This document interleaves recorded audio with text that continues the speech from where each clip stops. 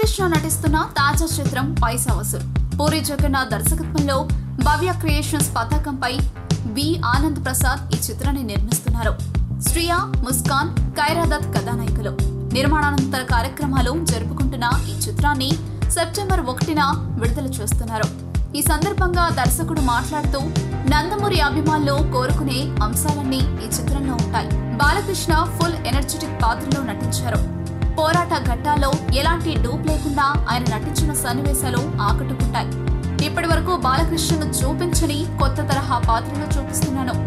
తొలిసారి ఆయనతో కలిసి పనిచేస్తున్నందుకు గర్వంగా ఉంది అని తెలిపారు.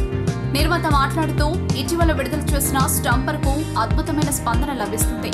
తమ్ముడు, నేను జంగిల్ బుక్ సినిమా చూడలే, కానీ అందులో పులి నాలాగే ఉంటుందని చాలా మంది చెప్పారు.